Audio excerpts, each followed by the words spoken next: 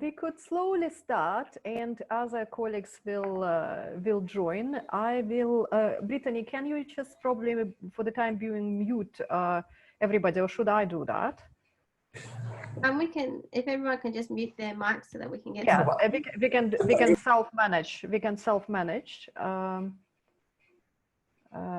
Yes.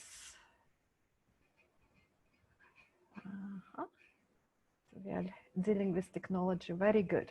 Excellent. So we are ready to start, and this hour maybe slightly 5-10 minutes more if dynamics dictates. We will have this as a small consultation to start with. The reason for it emerged during the previous series of exchanges among the RCEs, which Brittany, you and Abdesh so ably organized with support of our friends and colleagues. And the idea which pushed this very initial conversation is that naturally the global health emergency put a spotlight on the problems of development. We all know that. It's a sort of throwaway phrase by now. And within our community, of course, we know those problems well, and many RCEs do work with different issues or collaborate with people that are sort of sidelined by the economy heavy development in our countries. And such work which RCEs are doing with disenfranchised people or really challenging issues does require often very different ways of engagement, and we are practicing that. Under current circumstances, working with disenfranchised communities and with difficult topics might have been logistically or ideologically very challenging. And this is what during the last conversation, or second last conversation, Jay have pointed out. And this is from that very moment the idea of this conversation happened. So what we want to do today here is really to open conversation space where we address practical challenges and ideological assumptions of working with economically poor, with those which are not well connected, with questions which are really taboo. So we are really to focus on the conversation of topics which deal with not most politically visible subjects, such as, for example, washing hands or water and sanitation. It's very, very important in just about every area of life, in schools, at the workplace, in the governmental institutions, but it's not sexy enough. It's not visible enough for the last many years, except in some of the countries. Then we would like to open the space for addressing the topics of taboo, and one of our speakers today will speak about this. And critically, we will speak about taking for granted assumptions. And Jim, you and Rob would be the people who I hope will bring this, this particular strike of conversation in. So what we are looking at in general is on question of injustice, which double, triple revealed now by this crisis, health emergencies. And we are looking at the ways how we could logistically, as I mentioned, as well as conceptually and ideologically work with them. Now, the little agenda which you saw is rather tentative. Let me just tell you that we will go how it unfolds. There are 3 confirmed speakers today. I don't think that Professor Titimur joined us. He didn't, did he? I don't see him on the list of people who joined. Brittany, if you see him appearing, please give me a quick shout. But what we will do, we will ask our 3 interveners, Jay, Santosh, and Abdesh, to speak about their cases, to see what happened during the COVID time, what challenges they have, what breakthrough innovations they have. And then I would ask particularly Jim and Rob when he joins, but also all of us to come on and comment on those cases, finding some similarities with their practices. So it gives us a little bit of a chance to also share very much in brief the practices which others are doing, or really being an analyst if you intervene and really pick up certain assumption, which you see behind the practice, highlight some innovations, or highlight the learnings which you yourself find particularly interesting in these cases. So without further ado, let me just turn to our first presenter, which is, who is that? Santosh, is it you or Abdesh? So Naida, Yes. as he gets, it's Jim here, as he gets ready for his presentation, can I just welcome Mark, Dent and Frauke to the meeting from Germany and South Africa.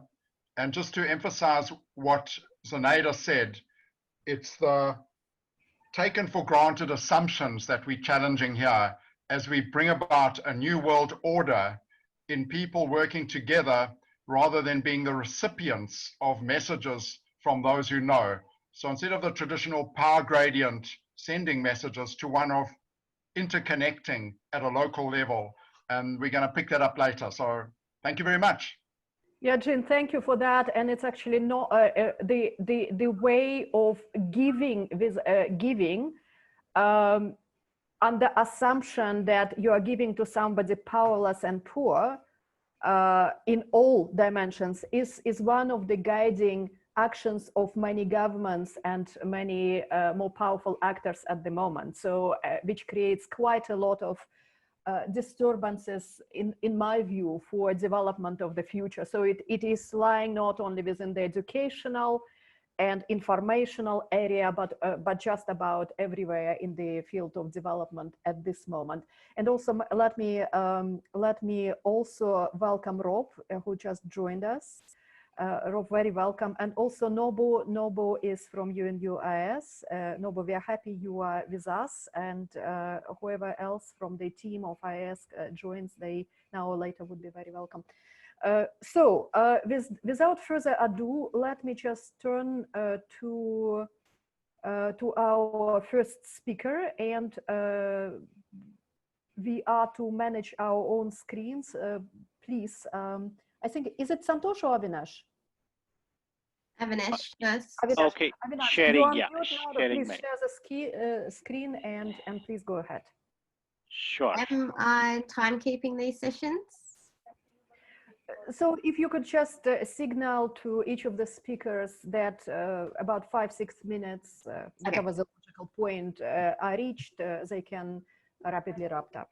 Okay. Yep. Are you able to see my screen, guys? Sure can. Cool, cool. So this is Avinash from RCE Pune, and I'm talking about this one collaborative project which we have done with Pune Municipal Corporation, the Smart City Mission, Swatch, which is the fully owned cooperative of speakers, and of course CE. And the whole taboo issue is about sanitary waste, and talking about sanitation for hand wash is fine, but then a male talking about menstrual hygiene is still a challenge, and we really kind of try to take up this challenge in this process of talking about sanitary waste, which is a problem for the waste speakers, and that's why you see the mascot Sugandha Bai near red dot. She's the one who represents. Sugandha means a nice smelling person, because waste speaker often associated with dirty smell, and that's where the identity they have taken up for themselves as Sugandha Bai. And this is the campaign. Just to locate it within India, it's Maharashtra, Pune. And in the map of Pune, we have targeted about 30,000 households as our pilot about 4 months ago. The project pilot was about for 30,000 households to really go door to door and to talk to people about not to put their sanitary waste into dry waste, which also includes diapers, adult diapers, and children's diaper. And then it was really an interesting struggle of last 7 years to convince Procter and Gamble company to do this under their extended producer responsibility. It had been a tough task, a very interesting advocacy done.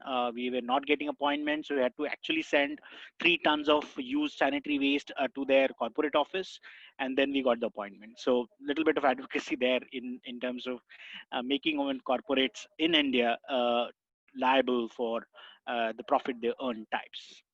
So this was the mascot. She was picked up as a waste picker, very leading waste picker in our area, and she was our brand ambassador. The reason why we do this, about 1,230 crores of sanitary napkins are generated every year. And what typically happens is we don't have a very proper system of disposing them off.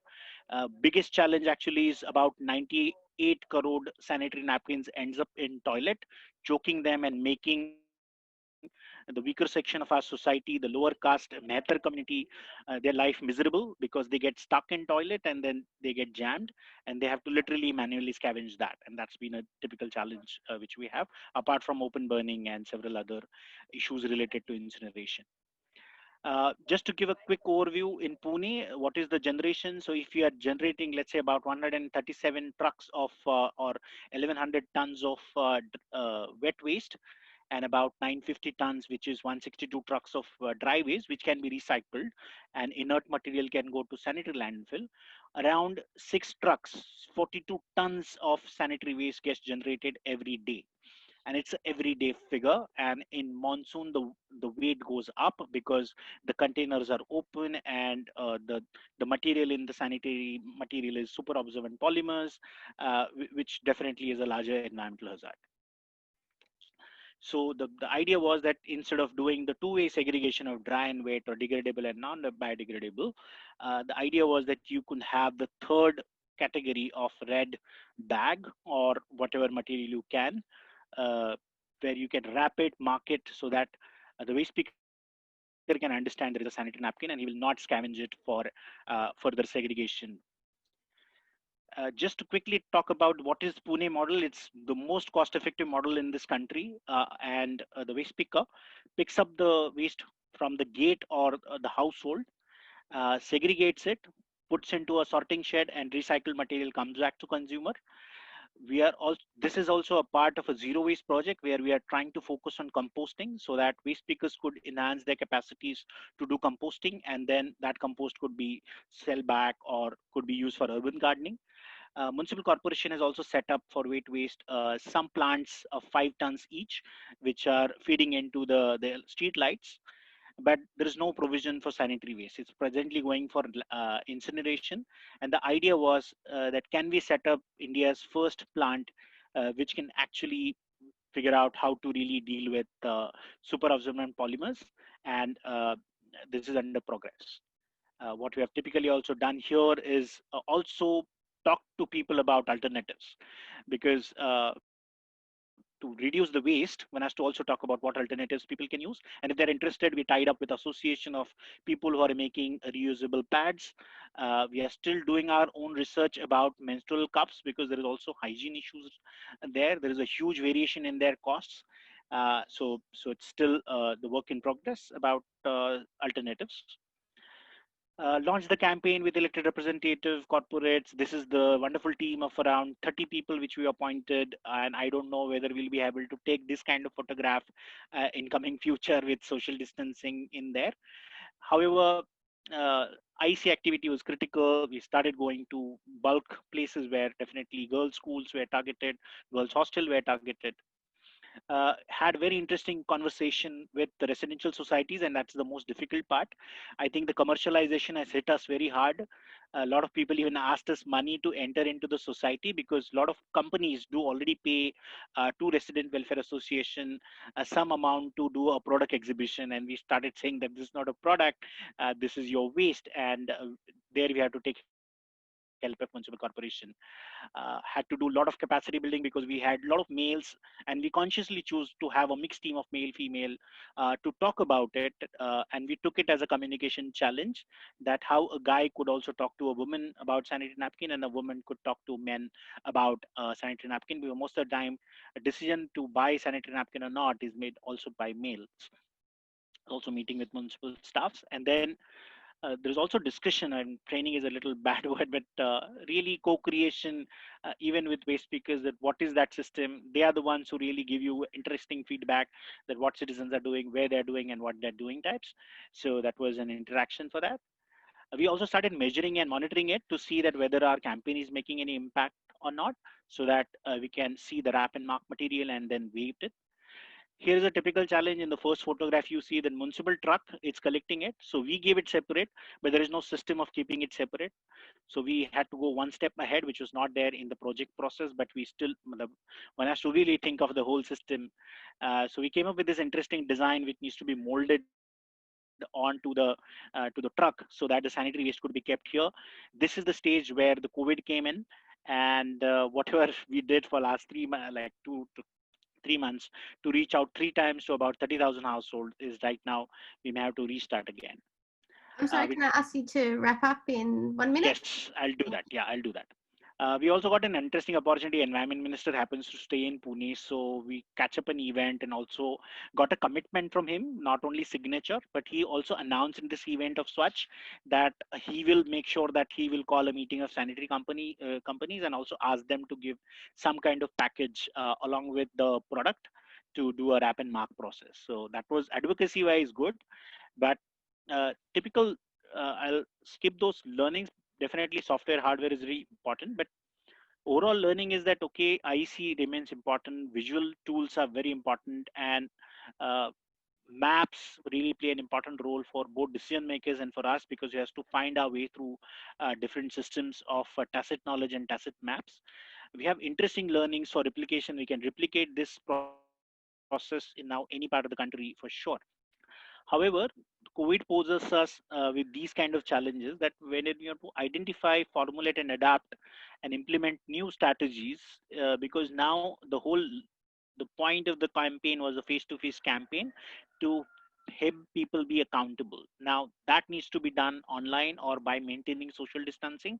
So there will be a newer taboo around it, because any newcomer who is ringing your bell is a COVID infected people for citizens. We were anyway not getting entry into middle class societies. Now that's going to be another challenge. Building that kind of capacity for our own community of educators, as well as the people who are supportive to an online platform and be very effective and emotionally connected is another definite challenge, apart from really migrating our own team, capacity building them so that they're able to facilitate their pocket of 3,000 households to effective online platform will remain a challenge. We do say we have data, but I think data is a very broad term. One has to really define what does that really mean, that which platform to use, whether Zoom would work or WhatsApp would work. Everybody has their own theories about it, but I don't think so. We have very local specific data of maybe a pocket of 3,000 household, that what technology will work and what is an technology intervention levels are present in local areas. So that's another kind of challenge. The opportunity as well as the challenge is that the COVID waste, which is now, will you consider that as biomedical waste? And if that has to be collected through biomedical waste, then would citizens pay for that? And if they simply start dumping it in open, then anyway waste pickers and itinerant waste picker will have health issues, and they are not even covered in the insurance schemes.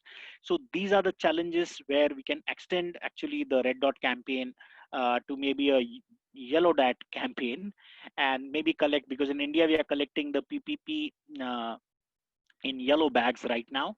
So maybe we could potentially do that kind of a process. So reactions are welcome, and you can definitely reach us. Me and Sanskriti, we had been doing this project together onto this. With that, I'll wrap it up. Thank you very much. Thank you very much, Avinash. And let me just remind everybody that we have appointed specifically 3 persons which are Brittany herself, Jim and Rob to give us a first-hand reaction on and contemplation of what they hear. But of course, everybody is welcome to come.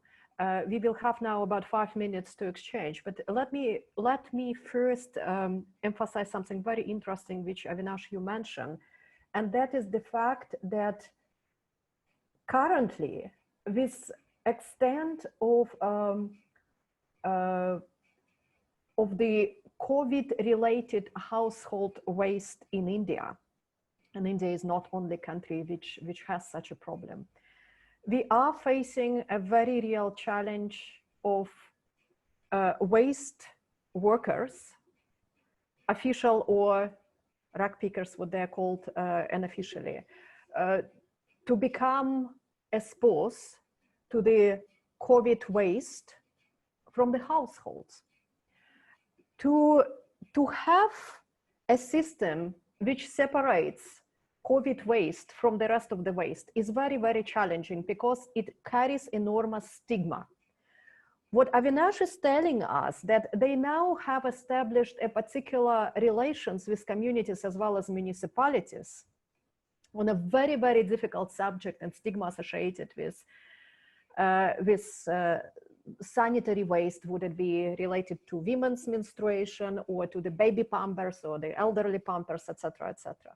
So coming this first mile, they might be, as a ESD educators, in an excellent position to break through this stigma and as well as logistical challenges related to COVID waste. So it's just to show how working with challenging or difficult or taboo problems can be brought into other very, very dramatic areas for implementation. So Jim, Rob, Brittany, anything from you quickly, please? Jim? You are unmuted. Yeah, thank you so much, Zenaida. And what a privilege to be in the same room as Avinash and the amazing things happening in Pune. For many of us, Pune has been a precipitating city for change globally. So much comes from there and so much happens there. 2 very quick responses from me. The Ubuntu payment for ecosystem services that we're using in Africa could be relevant, Avinash, to how you pay for the waste you collect. And what it does is anyone who works for the common good gets paid for their work through their mobile phone.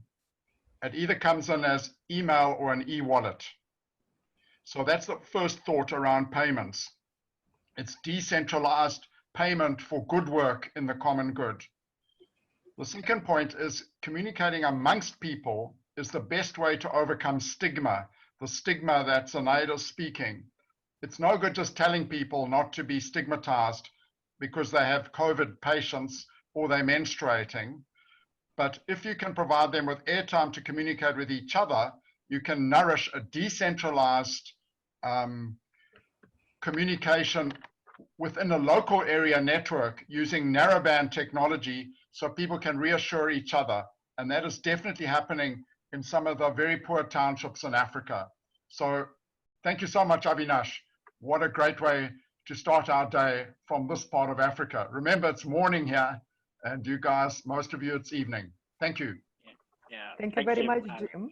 Thanks. And anybody else from nominated persons or from anybody else? We can take a couple of more responses at this point. So another quick one from me, Rob. Please, please. Is that Avinash, please give my greetings to Sanskriti. I think you're doing a great job there. And I've been looking at some new literature or relatively new literature on intersectionality. And it's quite useful as an analytical tool for looking at how does the story start? Then whose story is it? And then how does the story become something that produces a joining together so that the story is now a story that belongs to others. And it's this transition that is really important in the communication work that you're doing. I hope it's clear this, and you seem to be just at the cusp of this transition where the story becomes one of, you know, you get over the problem of a difficult topic to start, but then it becomes my story that I'm proud of. So we can be proud in our community that what we've done is we've produced this change, and it's something that belongs to us, but the conversation actually started outside. And I think if you look at this type of movement in conversation and in story, particularly as we're dealing a lot now with media, you know, and communication as we're communicating now, not face-to-face, but the internet. So I hope that's useful. Thank you very much, Rob. And the traveling story, or transferring practices from one field to another, is actually an interesting topic for us to explore within the community in the current times, particularly because there is a very strong percolating realization that educational institutions are in a particularly powerful position now to offer public goods to the cash-strapped communities. So what systems of, broadly speaking, production consumption could migrate from the, say, from the area of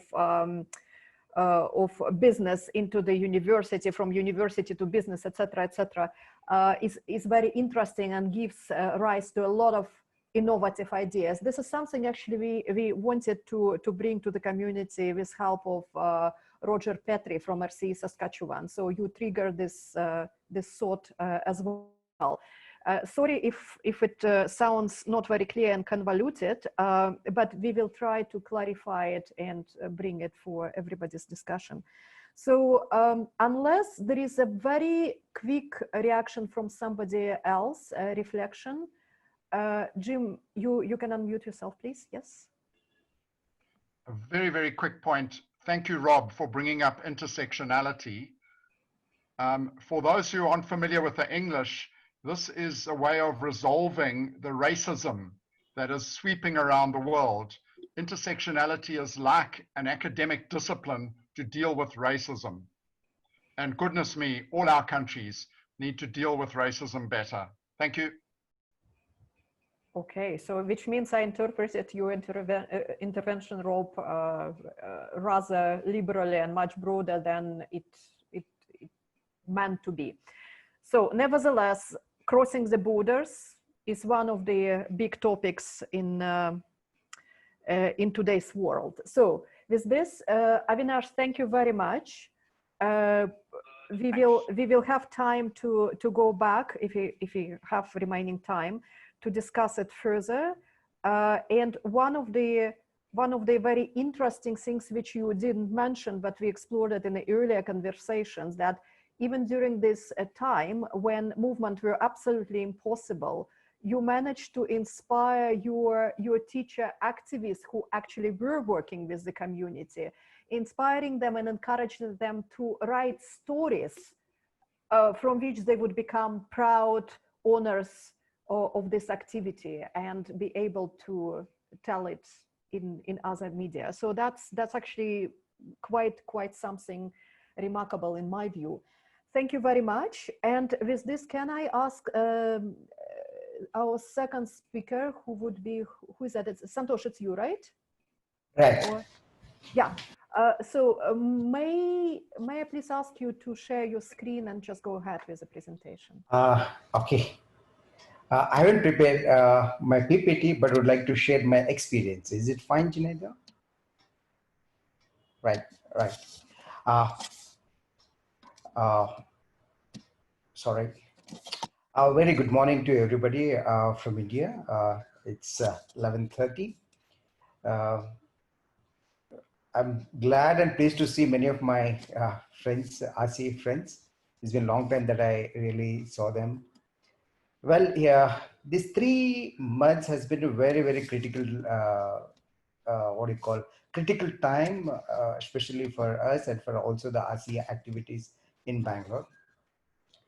Well, I would like to share some of the interventions that we did at the state level, especially with the wash facilities, especially focusing water, sanitation, hygiene, particularly in the schools, especially for the underprivileged school children and the school facilities that are there. Well, just to brief about the background, about the initiatives that we have taken, which has been very, very satisfying for me in the past 3 months, being at home, but doing a lot of work at a distance mode.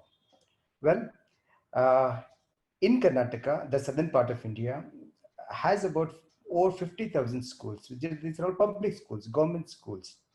Okay. And one of the critical aspects that we have been talking for about 60 to 70 years in India is that all our schools should be WASH compliant, which has safe drinking water, water facilities, hygiene facilities, toilet facilities, and all those things have been really working on. I mean, a lot of programs, a lot of schemes have been done. And a lot of government acts saying that, these WASH facilities has to be in place in all the schools. On paper, to be honest, all the schools have all the facilities. There's a water supply, there's a toilet facility, there's a waste management facility. All those things are in place on papers. At times, they are more than 100%. That is the general belief of any government system, and so is here in our Karnataka. That has been a very, very critical point where our intervention have taken off in the last 3 months. Well, though the government says that, the state government says that all the schools have wash facilities and everything is in place, but the general notion among the general public and all the parents feel that this is very untrue or untrue. It is not correct. That is where our interventions came into the picture, looking at the COVID-like situation. What we have done, I would like to share with you. COVID, though, is a very sad part, I mean, that we're all facing, but we have taken COVID as a situation to bring about a systematic change in our government thinking. That is the key aspect that we are really working out, actually. Okay.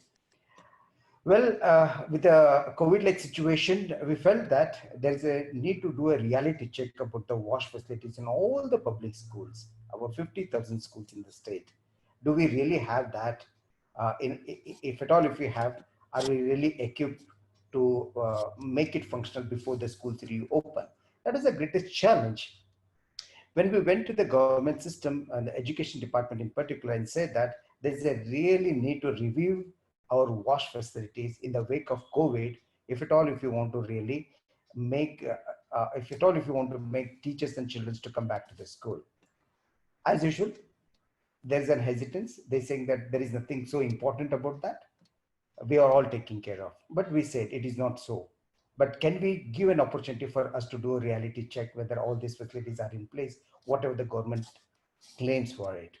With hard bargaining, with hard persuasion, the government said, yes, you could really go ahead in doing the reality check of all these wash facilities that we have.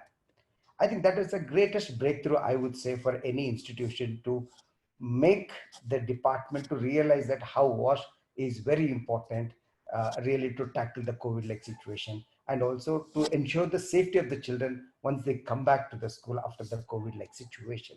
That is the first breakthrough that we really did in these past 3 months. But how do we do? 50,000 school is not a small one, which covers about 30 districts in the state. But it all has to be done through a virtual and a distance mode. How do we really do? As you know, we are not that well equipped. Our teachers are not well equipped with all the technologies, with all the app based, because we are addressing the underprivileged teachers and underprivileged children in particular in the remote areas where even the internet connection is not that good enough. That is a great challenge that we had in a way that we initiated first thing that we initiated was the data collection, realistic data collection from the teachers across the state. That was a great challenge.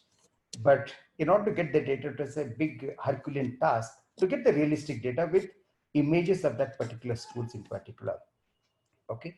So what we did was that we did an interventions where we did a policy advocacy saying that all the schools invariably have to provide the realistic data about the wash facilities that they have in the schools, which we did through video conferencing, which we did capacity building teachers and the nodal officers in charge through Zoom call, through WebEx. It was the first of its kind for most of our teachers who are in the remote areas.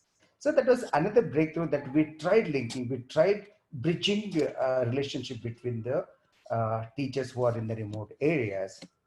So to begin with, what we did was that we tried to experimenting in 9 districts of 30 districts, covering about 13,000 schools, in fact. Okay. So government wanted to know, is it really worth doing this exercise? But with their support, we could really collect the data, collect the information of the wash facilities. But the results were very, very alarming, which made the state government to wake up, to really wake up and think what exactly the ground realities are in terms of wash. So people, the officials who were reluctant to do any wash interventions, with the results that we got, they realized it is high time that we could really wake up and do a quick action about that. Quick result, I would like to share few of the, we had about 39 parameters to assess the wash indicators in each of the schools. One of the first indicator that we realized in the survey that we did was about 70% of the schools did not have any hand washing facilities. Forget about hand washing, what do you call, stations. They did not have soaps, nor they had about water to wash the hands. That first itself says that the schools are not well equipped basically to face the post-COVID like situation. And most of the toilets, about 30% of the school toilets schools did not have toilets, both for boys and the girls. And similarly, no safe drinking water facilities are available. Even if the toilets are there, the water connection to these toilets were not that adequate enough. These are the few mind-boggling results that we shared. And this is a realistic data shared by the teachers, and they started comparing with the data that they had collected earlier. So there is a drastic difference between the data that was collected by the department and the data that was collected by our intervention by the teachers. So this gave a lot of apprehensions among the education department. This is a time that we could really work upon. That I would say that we really made a breakthrough, which was very, very critical, and we really made a breakthrough. Once this data they collected and they compared with the data that they had, they said it is time that we should collect the data for all the schools that are there before we start the schools post-COVID in the month of September and October. In these 3 months, what we did was that we have prepared about the realistic data for all the 50,000 schools, more than 50,000 schools, capacity building the teachers, capacity building the nodal officers from the wash facilities in the wake of COVID-like situation. And we have collected this data, we have synthesized this data. Now we are preparing a state action, state action plan, district action plan, and school specific action plan. How do we really gear up this gear up the wash facilities, and how do we make it very, very functional? So which has been quite encouraging. Now we are advocating, we have prepared an advocacy note at the state and all the district to ensure that all the authorities should really work upon in ensuring wash functionalities in all these schools. So we are here at this stage, and now we are taking one step ahead in capacity building and also bringing all the resources. We are trying to mobilize the resources to all the schools in terms of human resource, in terms of financial resources, in terms of what do you call, bringing about of infrastructure changes in all these schools with state government. And the results have been very, very encouraging. Maybe this is the first of its kind in the country that we will be bringing about systematic change that we want to bring in the schools, which has not happened in the past 60 to 70 years. And there's also a policy that we are trying to bring in, that how the school should be in the post-COVID like situation kind of thing, ensuring all these facilities are in place. I think this is the nutshell which I would like to share with you all. Though it seems to be small work, but it has been a very tiring 3 months working with the department, convincing them, going to the ministers to tackle like this situation, because we are working for the underprivileged children. All the urban schools, they take care of it. They have all their policies, they have financial resources. everybody talks, and it's very easy to work with urban schools and urban teachers who are well equipped with all the facilities and all the infrastructure, whereas these public schools are not. Neither teachers are well equipped, nor students are so well understood about these things, or not much bothered about it, where the things are very, very poor. All right, I'm going to have to ask you to wrap up in 30 seconds, I'm done. please. Brittany, I'm done. Okay. Fantastic. So this is where the interventions that we have done. I think I'm pleased to share these interventions that we have done in the past 3 months. Hope we want to build it on to a next level in the coming years. Thank you so much for patiently. Thank you very much, Santosh. And I must say that all three speakers have prepared a couple of pages describing their, I think all three of them, right? Describing your initiatives. So upon the finalization of this discussion, perhaps you might want to put some extra interesting thoughts or post reflections, but we are very grateful. And in fact, I'm listening to you and I have this, my skin just all crawling with strange emotion. This is really an example where work of the RCEs at the educational and research level is very ably put to the policy makers, which can, in principle, we hope, can produce enormously powerful results for very large number of underprivileged communities. So just to emphasize the fact, and we always said it, that education and research are very good, but working with policymakers, putting policy papers forward is one of the incredible levers for upscaling. And of course, the emphasis on data is incredibly nicely illustrated by your action, Santosh. Thank you very much. May I just invite our commentators or anybody else to offer a couple of reflections, please? Anybody? Okay, Zenaida, I maybe could offer a reflection from our African context, because we've had similar experiences, and it's quite incredible the scale that you managed to work on in India. It's really impressive, particularly the way that you managed to generate the data, and the data came to engage with the departmental level. But the story that I've got to share is in Southern Africa, hand washing at schools and hand washing in villages was a really important part of daily life. And that has never been emphasized in our programs, because the programs have been centered on data generation to solve a problem of sanitation in schools. And schools used to have hand washing facilities every time the children arrived at school. But that was about 20 or 30 years ago, because we had cholera, and cholera originally came to India in about the 14th and 15th, from India in the 14th and 15th century. And with that came the importance of washing hands when you came into a village, because you wanted to keep the disease from going into the village. And it's been amazing here that people have missed that. And probably similarly in India, because what we're concerned with is services to the schools and facilities in the schools. And if we actually look at the cultural history behind the importance of keeping children and teachers and families safe, then hand washing entering a village was a very important part.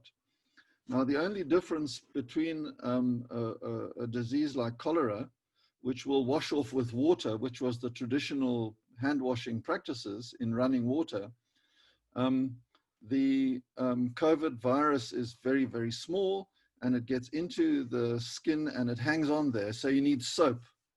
And the soap is a necessary part of the sanitation.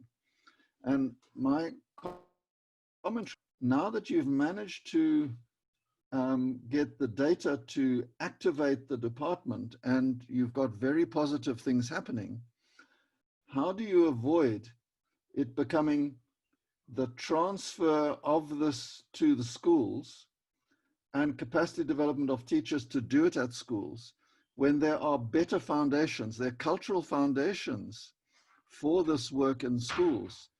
And how do we balance the bringing of facilities to people, to the activating of existing cultural dispositions, and get that balance right. And I think that this is a very exciting project, and I hope that commentary from the Southern African experience of COVID is interesting.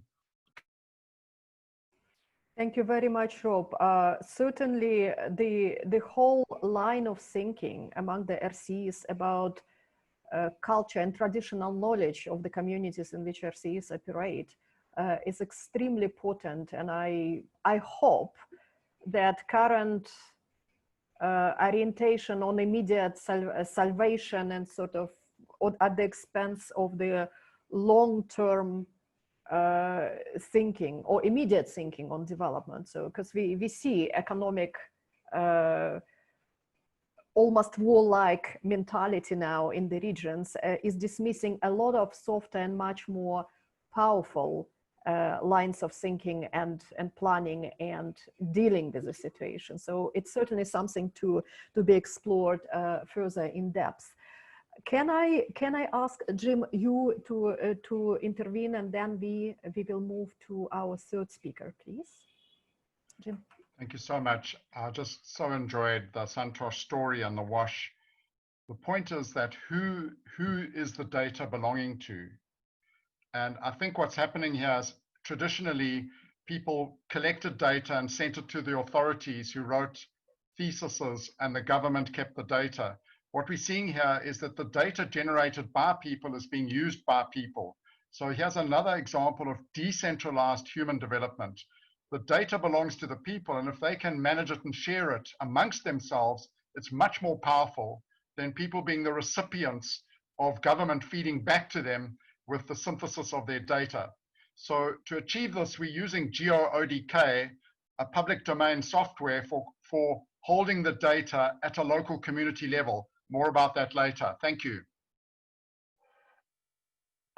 Thank you very much, Jim. But would you not want to mention your community monitoring practice right now? I feel it would be a very nice way to share some of your experiences, water monitoring. Okay, so there are many different approaches people are using for water monitoring, and we're finding the most useful being those based on biomonitoring, which means life monitoring, using the organisms that live in the stream to tell us the story of the quality of the water. And this is something that is picking up very well in India. And so you don't need a laboratory, you don't need lots of chemicals, you don't need to send your material away for analysis. The analysis is done by the people at the water source at a local level, and it's for free. Thank you, Zanaida. Thank you very much, Jim. And what you also emphasized is public access, because all of the water, which is all of the data which are obtained in the course of monitoring through learning, is uploaded to the internet and is accessible to the communities or whoever is interested in this. So it's really public access to data, which is extremely important now. Now, it is a particular pleasure for me now to invite Jay, representing RCE Greater Phnom Penh, to share your story. And of course, the big gratitude comes to you for triggering this conversation today. And potentially, I hope quite a few will follow up if the support and interest among all of us is there. So Jay, please, the floor is yours. And your comment about working with farmers in remote areas in the absence of the internet or even mobile phones at times has really triggered this discussion. Thank you. The floor is yours.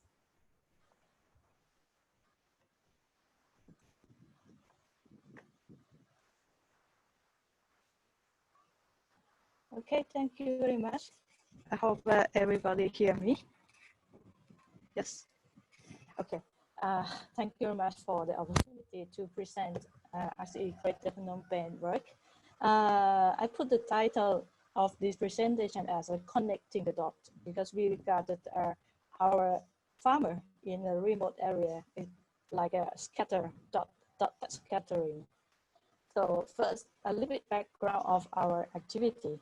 So RCE Greater Phnom Penh is now implementing project on promoting sustainable agriculture conditions for poverty reduction in Kampong Cham province from October 2020 to February 2021. The aim of the project is to promote sustainable agriculture conditions to various forms of education for change agents, in this case, agricultural extension officer and farmer in the province.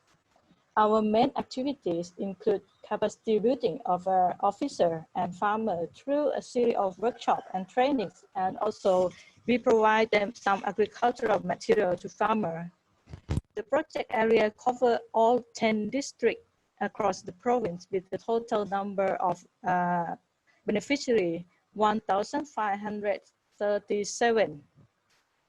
In which 37 officers, 20 model farmer, 480 district group member, and 1,000 local farmer. During the COVID-19 period, we faced a lot of challenge to engage farmer, as our target one of the province with report COVID-19 cases. And Cambodian government imposed travel restrictions for all foreigners from the 1st of April up to now. All meetings, events consisting of more than 50 participants are not allowed. So the workshop and training for farmers has to be postponed, especially in the flood-prone area along the Mekong River, which is normally difficult to access. Sometimes we need to use a boat. And in the village that we normally hold a workshop, it's quite difficult to find a suitable space which can practice physical distancing. And moreover, limited number of farmers on smartphone. So this is our current situation. After the situation in Cambodia become more relaxed, we start to resume our activity. So we start to conduct workshop for farmers since last week. So we reduced the number of participants to 30 persons per workshop. And we arrange and we provide facial clothes made by local people, provide to all participants, and also hand sanitizer also available at the venue. And we also found out that a local stakeholder, especially agricultural extension officer, a model farmer, and district group members play important role in project monitoring and keeping the majority of farmers engaged in the project via face-to-face visit and mobile phone conversation. So we also learned that physical distancing is very difficult to practice, especially in a remote district and sub-district, due to limited available meeting place. And from our data, only around 25% of farmers own smartphone, and the rest on analog phone, maybe one phone per family. Sharing information of and project monitoring by internet platform is possible only for agricultural extension officer and farmer who own a smartphone, which is only around 25%. So face-to-face communication and social gathering are still the most effective means of communication with farmers, especially in remote areas. Still some challenge remaining. How to engage and monitor sustainable agricultural practice in remote area with the minimum risk from COVID-19. This is we have to consider and still find a solution. And how to engage family member of the beneficiary who own smartphone to transfer knowledge and information to their older. Maybe I forgot to mention, in some cases, one household, they have a youngster who own mobile phone or who own smartphone, but they didn't involve at all with this project. So we try to touch them to involve more in order to share this information. And also how to find a suitable meeting place for the workshop with enough space for physical distancing. And the last is how to increase level of engagement of 500 district group members to support project monitoring, especially with local farmers. Until today, some of our teams still in the field conducting workshops for farmers, and we try to connecting those scattering dots to form a line and make a network among them, because we believe that network is something that's very important, even we are a very low technology by face-to-face communication or by just a normal phone without ICT or internet platform. We try to do as much as possible. So any comments or sharing your experience or suggestion to our activities, very appreciate. Thank you very much. Thank you very much, Jay. Brilliant intervention and very formidable challenges. Is this well? We know that Frauke and Mark are with us today, and you, I think, are involved in the challenges of a similar kind, connecting those which are disconnected in the project in Africa. Perhaps you can also, together with Jim and Rob, share your experiences on this. If I understood right, the area in which you are currently working. So, but I would let you, Jim, Rob, and Mark to figure out who will be reflecting on Jay's brilliant story. Zenaida, I could come in here because we've had a similar experience with our Amanzi for Food program in the rural areas. And I really like the way that Jay has put the emphasis on face-to-face. And what many of the people who are working in this networked learning around food gardenings and changing agricultural practices have encouraged during the COVID is people linking up in situ. You know, because we know with COVID, if you have a meeting, you've got a problem. Okay, but if you meet in the fields, all of the data is showing that infections are not happening in the outdoors. They're happening in rooms, they're happening in air conditioning, they're happening in restaurants, they're happening in buses. So based on the data that came out of the spread of COVID, what these guys have been doing is encouraging face-to-face link-ups of farmers in local areas to address innovations and to address change. And then the farmers report this back into the network. So that was the one interesting thing. And I can see that Jay's already got this component strong in her program. And I think that that's very encouraging for what Jim was talking about, which is the shift of the extension officer telling people how to do things to the extension officer getting people together to work out how to do things.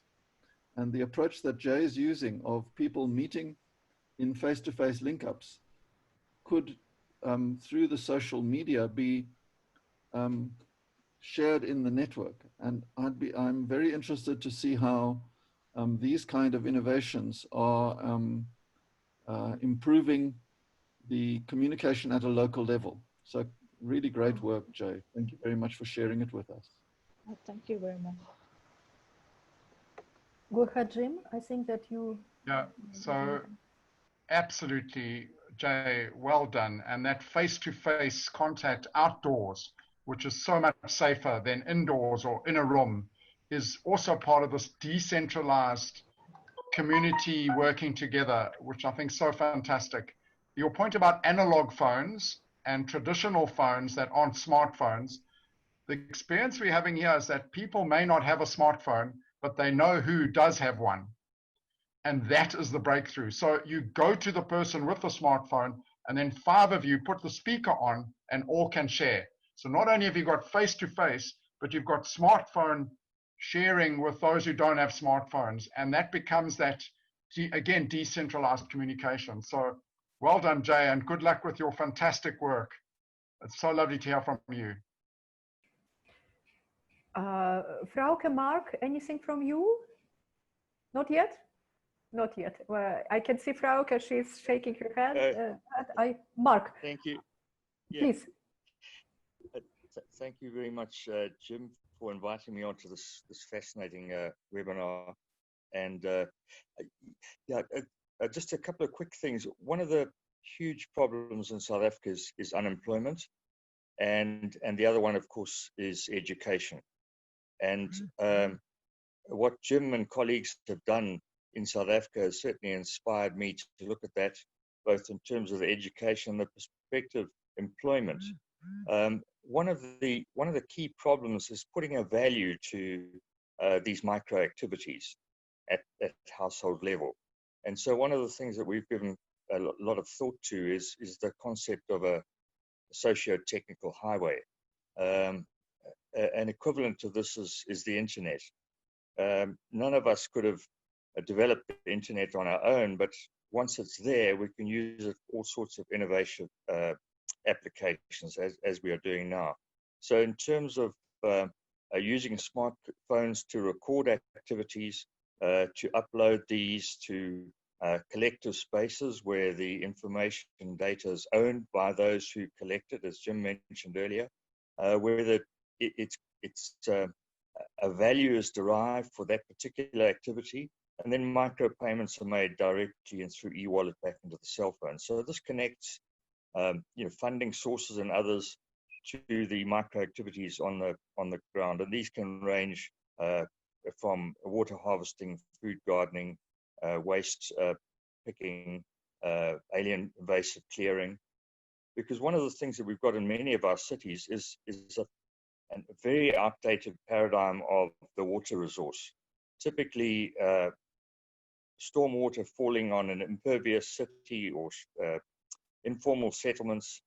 The idea is to get that water into pipes or channels or some sort of river system and get it out the way as quickly as possible.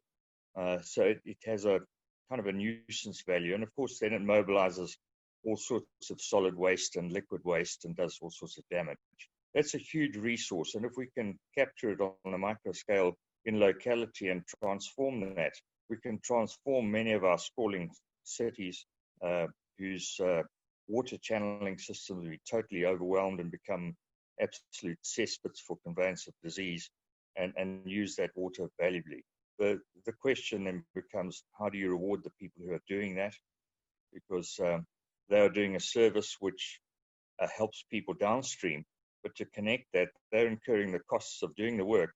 The benefits accrue to those downstream. How do you connect those two and put the benefits where the work is being done? So that's another thing that really excites me about this work. And all these cases we've heard have had very strong elements of this. So thank you. And Mark, those cases are picked up rather arbitrary. There are plenty. We know that there are brilliant cases, which three of the presenters have shared. And it's just so that I knew that they are ready to share, and it is something which opens the conversation very much within the boundaries which we want to blow, sort of. But there are many other cases which are around. And in fact, if Professor Rahman is still online, I can't quite overview the whole list at the moment. Perhaps we can ask him to share the work which you, Mohammed, are doing in Bangladesh with underprivileged communities, and particularly in the area of Sundarban, if you're aware, or in any area close to Dhaka.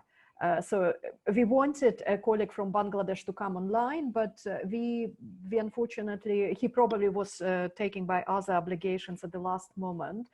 But before we establish if Professor Rahman is online, Jay, also brilliant point on a cross-generational engagement. So suddenly realization that youngsters might be very, very instrumental to continue livelihood activity of the family, regardless of their inclination towards agriculture. So that that quite an interesting connection of the dots, as you say. Brittany, can you help me with seeing if Professor Rahman is online? Yes, I think he is, but Professor Rahman, you are with us? Yes, good afternoon. How are you? We are very fine. We look forward to learn from you. Yeah, I am actually I am thinking about the correlation between biomass recycling as well as the wash program sanitation. So the earlier the people used to use do not use the sanitary toilet, but they use the different fields for their discharge of feces. Now we are all dumping the human feces in the septic tank for years together. So now why these feces or the biomass will remain years together, and what is the implication of these resources to the agriculture? So I think we must get it back to the field rather than keeping in the field. And I can ask Jay, that is in Cambodia, do they have any recycling process of agriculture in the human feces or animal dungs? Jay? Yes. Yes, of course, we are promoting to do a cyclic use of natural resources, especially agricultural waste, both from plant residue, making compost, liquid fertilizer, and also biopesticide. This is what we taught farmers, and that's why we need to monitor if they do make it in the farm and apply in the farm, and what is the benefit they get. Yes. But in India and Bangladesh, this is very difficult situation now. We are concentrating the huge biomass into our houses, but we are not decentralize this to the fields. So it is against the sustainability. So we should advocate to promote the recycling of the human feces as well as the animal feces. This is SDG 2, that is the sustainable agriculture. You must recycle all the biomass that we generate. This is the learning from our SDGs or sustainable development or sustainability. So we should also advocate this matter, the recycling of biomass. We must not keep the earth together, the human resource or human feces in the toilet or in the septic tank. And this should be advocated everyone, and we should find out how we can decompose the material easily, and we can recycle it to the plants, and we can reuse these used materials. Thank you very much, Professor Rahman. In fact, this discussion falls very nicely into the thinking of circular economy, which I'm trying now with a few RCEs to lift off the ground, though I must say it probably needs a bit of a grand acceleration to take shape. But definitely that is one of the very critical points to consider. And generally looking at the whole economy, local one or a global one, would be very potent to question the models of development at the large scale.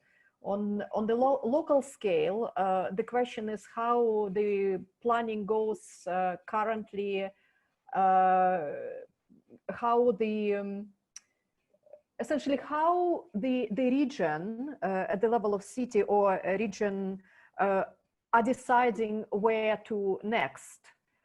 And this is a kind of question which emerged, for example, in Malaysia, on the island of Penang, where Munira, my colleague from RCE Penang, from USM, is putting together the methodology for consultations and engagement with local communities, whereby the mapping of the local resources would take place, local resources and local skills would take place to address exactly this problem of unemployment and underdevelopment and scaling back development simply because the previous activities would not be possible or would be significantly slowed down. So this is one planning and attitude at the local level. The global problem is not easier. So Professor Rahman is from Bangladesh, which is facing enormous challenge with global supply chain, for example, for textile or for apparel. The same goes for India, the same goes for Vietnam, maybe not at the same level. So a lot of people, mostly women, hundreds of thousands of them, are losing jobs now simply because the materials and products which are already produced, prepaid by the producers and shipped to so to speak, economically developed countries cannot be paid. So the big brands are refusing to pay or for the products which are already shipped or in the port of recipient, or they are offering to pay only fraction of the cost. So we are looking also at the questioning of the whole global supply chain, potentially looking at the question of localization as an extreme of that. So there are so many interesting questions around the production consumption areas and how new planning could be done and what indeed is happening now, which in my view is rather a reactionary twist towards economy only in many regions. So how we are dealing with this is an interesting question.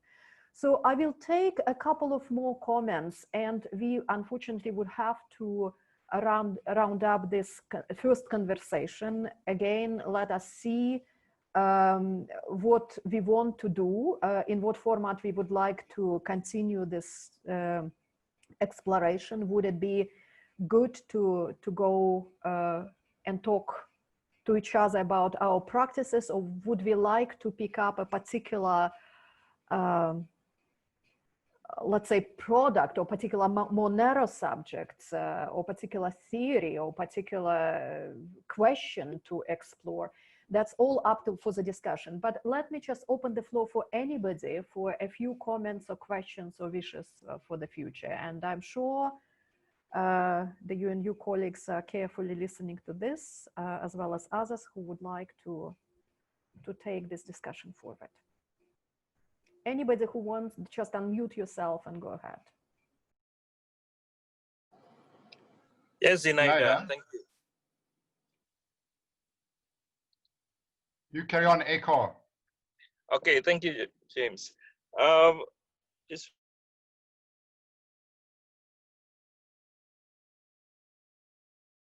we cannot hear you, Echo. Echo.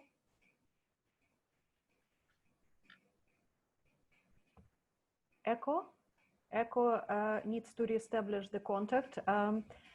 Jim, why don't you go ahead, and when Jim shared his views, Echo, you will come on. Okay, as soon as Echo comes back online, I will stop talking. I wanted to summarize everything we've heard through a concept called the rule of four. So if you've got a pencil, you could note these down. These are the 4 areas that are mobilizing this change orientation globally. The first one is to be concerned about power. The second is agency. The third one is learning. And the fourth one is structure. If you look after those 4 orientations to your community development, it will be more successful. But you need 4 technologies to support the 4 orientations. So I'm going to go through them, and they really are teased out of the presentations we've heard today. The first one is talk or dialogue.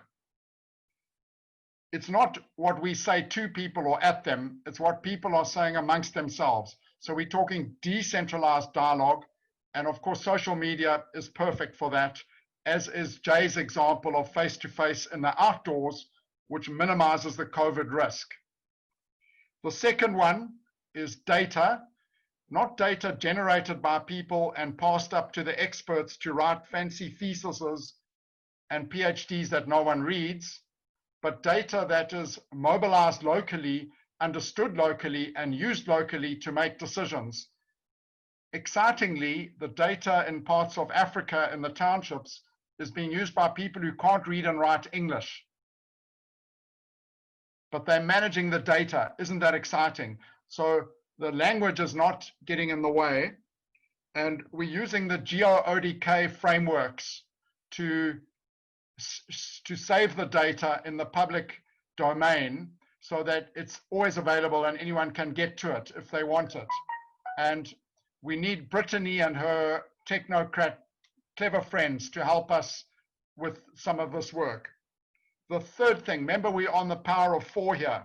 The third thing is money. People are so poor and many work for the common good.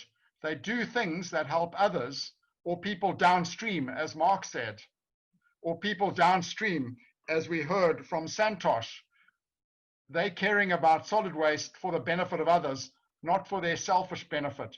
How are they being reimbursed for that? So the idea of Ubuntu payments for sustainability practices is where people get paid through an e-wallet system or through airtime straight onto their phone rather than being employed by somebody else. So that's the number 3 of the money. The fourth one, and this is the most important, if this is all anyone remembers from this meeting, this is what it is. It's all about people, humanity, and what we call in Africa Ubuntu. If you put people first, the technology will support them. If you put people first, the money will support them. If you put people first, the data management and the phones will support them. It is all about people. I hope that made sense, Sanaida, as a summary of some of the insights from this absolutely amazing conversation. Thank you all for sharing so generously with us. Thank you, Jim. That's very helpful and helps to capture quite a lot. Let us hear from a few more people before we close. Echo, you want to come back? Yes, Zinaida. Sorry, there's a bad connection. It was, yeah, the most, I agree with the Jim, what he said about the downstream is more severe due to the pandemic. So that's why I would like to suggest that maybe next meeting or next roundtable meeting, we have a discussion on social protection for the poor. How you know the country has different experience delivering the social protection with regard to the pandemic situation. Because I believe that in many countries the number of the poor will be increased due to the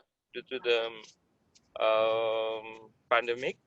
Then the state should spend the money more to the poor through the social protection program. So I believe in India, for instance, they have a lot of program with regard to the social protection, as well as in Indonesia, we do have as well. So maybe that's much more interesting if we can bring this issue to the forum. Thank you. Thank you very much, Echo. And it seems like the current dynamic of the RCE community is such that this idea would be materialized, which is excellent one. If you and your RCE could take a lead in mobilizing the exchange.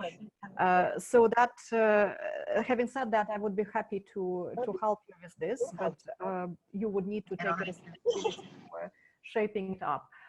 Please. And anybody else, the last intervention. So anybody is lifting the hand. There is a little electronic hand to signal your readiness to share your thoughts. Anybody?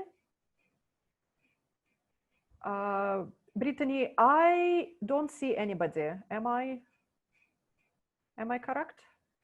I'm not overlooking. There is one in the participants. Farouk? Yeah, hi, good morning.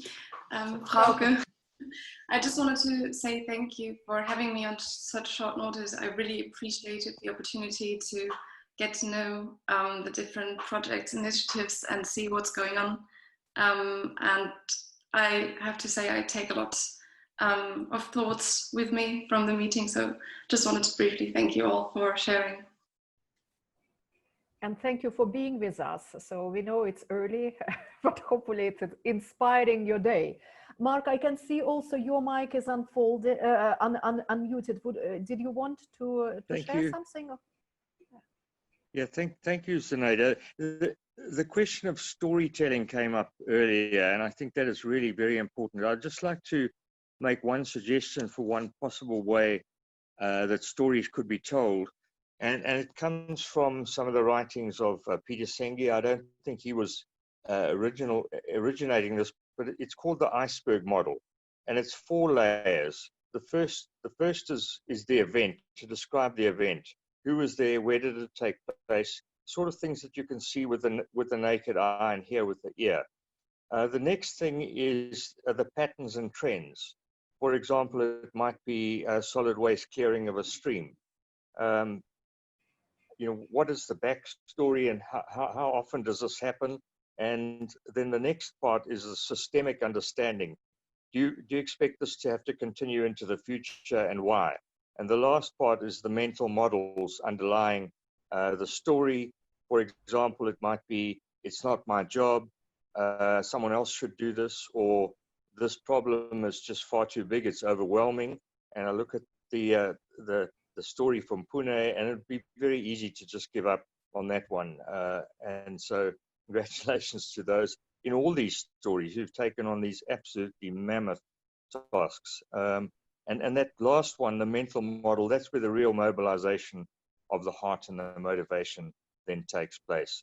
And to come back to the localization, if one of the mental models is, you know what, between me and my friends and the community here, we can do something about this collectively. And that would be the start of the mobilization. So if those little stories could be told in that way and shared, it starts the culture of systems thinking amongst the community, and that's very powerful. Very much agree, Mark. Thank you. And thinking about stories and storytelling and practices of unusual forms of storytelling among the people with different mother tongues or people with different oral or visual traditions is there. So bringing it all together would be really, really something quite powerful, building on different interesting theoretical foundations. And now, Rob, I can see you and your I'd just like to echo Echo's point about poverty, silences, and isolation. And that would really be important to search for ways of disrupting poverty, silences, and isolation using these media. And I think that all of the contributors today certainly enriched me. So they disrupted my poverty. And then I don't feel so isolated now sitting at home, and it can be very important to open up this conversation as Echo is suggesting to us. Mm-hmm. So thanks very much for that, Echo. Thank you, Rob. Very good point. And social protection and poverty and isolation would be a very good area to explore, though in my thinking it would not need probably to come also together with understanding of the context, broader political context in which countries are operating, an ability to interpret truly what's happening. Say for India, we are watching a very interesting political games around, and understanding what really is being done for which category of people is very, very problematic. So we would have to go beyond our local communities or our educational communities to gather intelligence on what's happening and what are implications of this. It gives us a little push for self-education, if you wish, at least for me, not being Indian in India, right?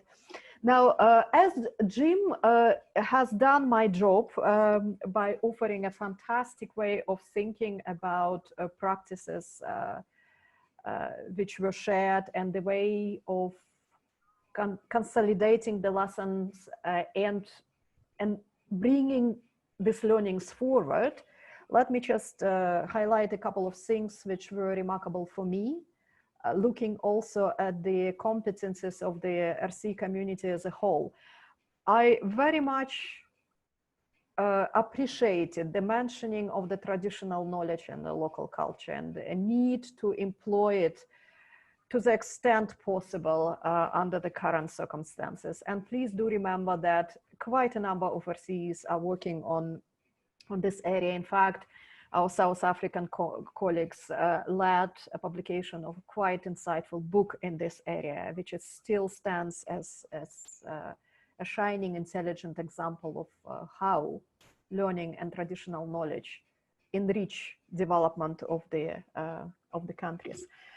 The question about access to data and what to do with this data, who looks at which data, who trusts which data, who uses or doesn't use data, and how can we get beyond data either not being used or false data being used. That was very, very important conversation. Now, there were quite a few very interesting theories and approaches and models shared that also would be useful to explore. The one on dealing with intersectionality, right, Rob? So it was the term, is clearly very, very relevant simply because poverty and economically poor and those which are culturally disenfranchised goes hand in hand.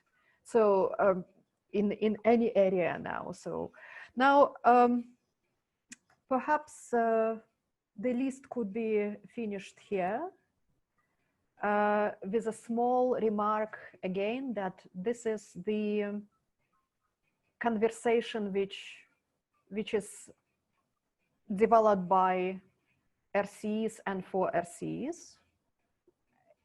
It is an open conversation. We can take it further, one direction or another. And I'm sure that you and your colleagues, as well as Brittany, would be very helpful to consider different ideas, requests of more focused and explorative conversation, in addition to presentations. And luckily with us online, there is Abdesh and there is Kiran as well. They are coordinating the RCE community in the Asia Pacific region. So I'm sure they would be also very good people to share your ideas or where to next and how to. And from my side, before big thanks, let me just say that I do feel that current situation is very, very dangerous in my viewpoint, because it opened also the way for rather narrow views and rather reactionary forces, which put multi-voice, multidisciplinarity, bottom up, very much down in favor of economic survival and money handouts. So it feels certainly in Malaysia, we observe it in India, we see it in quite a number of other countries where we are not physically placed or immediately operating. But I think that addressing the policy context and the whole power discussion at the larger level, from our perspective, is also very, very important. Otherwise, we might be dramatically sidelined and all of the learnings and developments which are happening on the ground would be lost. So with this, thank you very much for excellent conversation. So at the RCE Penang and in India here, we would be doing our due and happily will be part of the further conversations. And Brittany, thank you so much for pulling it all together and keeping us online as always, very freely, very good-heartedly, and frankly, very, very comfortably and easily. Thank you very much for this dialogue, or monologue, or multi-logue. Thanks to all of you. Thanks, See you. Thank you, everybody. Thank you.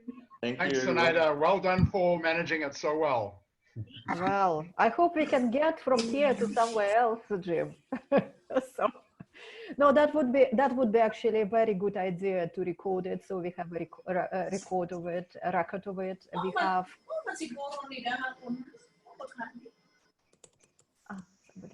Yeah, Fumiko, we need your help, and see if you can also help to structure this, and also you're in the best position to bring some of the position papers to the higher level of decision makers, because I think it's so. really Yeah, it requires some stuff.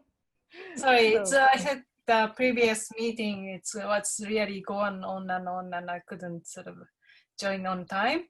And but it's very sorry, I missed the first presentations. I came into the. It's all recorded, so it's fine. You can. It's recorded, yeah. But the my sort of my individually, my personally, I'm very sort of keen to know about the traditional knowledge. I'm also practicing traditional knowledge as well. I'm doing the martial arts for over 13 years. So in the last few months is very interesting time for us that everybody in that field, we sort of practicing traditional sort of learning style, and it's everybody really struggled. But we can see the so much difference between us in Japan and also the people overseas, particularly in more Western countries. They're doing the same thing, but their approach is jumping onto the more easily access to the Zoom teaching, online learning for the martial arts. But for the Japanese traditional people, I mean us, we had so much struggle, and because we believe that we can learn the things only through the copying the body movement. And I think it's very similar to the farmers and fishermen, because we look at the people's, how they behave, how they move their body, use the body, and in the field, and they learn the techniques in the field too. So it's very, very hard coming through the Zoom and coming through the online. So still, I don't know what we're gonna do about this, because there is a knowledge that only can go in through the people to people, not only through the digital devices. So we really have to keep investigating it, because we can use a Zoom, we can use like online tools but it's not all. I'm sure it helps a lot, but we have to maybe think about more decentralized learning system, but also using the kind of like advantage of the online sort of a learning tool, and to make the situation better, rather than the online tool is taking over those traditional knowledges. So I think we should keep continuing these conversations. Sorry, I just sort of, my idea is just coming up, and it's not really synthesized, but it's just sort of my ideas. It's very important. Exactly. So no, we are, I don't know. I don't know how to proceed, because my personal feeling that the lockdown, which is actually in India quite powerful at the moment. So in Delhi we are facing skyrocketing cases, and who knows when it all will end. Some pessimistic scenarios are saying that it's going to happen. Maybe the peak will be reached in October. So that all can be in our position, well, which is not disadvantaged, is possible to do. But I am feeling very depressed, increasingly depressed, looking how the situation is denying the democratic gains. So, and being positive and being community engaged, it's all very, very important to sort of hold on to it, because like Rob said, it gives us strength. But the problem is now to really look into the institutional systems and see to what extent, yeah, it's possible to do something. And Fumiko, that's why I'm looking at you and thinking maybe through your new channel, some more high-level messages could be passed and some help of thinking and planning could be offered. Jim, you're very welcome to jump in at any time. There is no chair anymore. Thank you very much. And thank you especially to Echo for the points you made, for Miko for emphasizing the traditional knowledge. So there's Zenaida getting a little bit sad and troubled because of the state the world's in. I just want to reassure you that now's the time to be positive. Never in the history of the world have we needed more positive outlooks. So if you look at Martin Luther King, there was a guy in the deep south of America with racism everywhere. People were being killed for their race. He didn't get depressed. What he should have said when he stood up is, "We're in a nightmare. It's terrible. I'm depressed." If he'd said that, nobody would have followed him. Martin Luther King said, "I have a dream." And half of America followed him. So by being positive, by engaging with the moments, we've heard so many stories today in this session about how COVID has strangely given people power. It's given people space to be with families. It's given people space to think differently. It's allowed the air pollution to recede. It's slowed down development. The commodification of our planet has slowed down. It's a very tragic time, but it is the greatest opportunity we have ever had. And the RCE network is the perfect global platform to launch public mobilization for the common good like we have never, ever seen before. So what an inspiring time together with all of you. And just thank you so much for sharing so openly, so honestly, and let's make this space really, really great. Thank you, Zenaida, for coordinating it so well. Thank you for Pune for setting the scene. Back to Brittany and her colleagues in Australia, Sydney, for managing the technology so well. And really, we just should express much gratitude and go forward with optimism, power, and strength, because we now know where we have to be going, and we can take everyone along with us.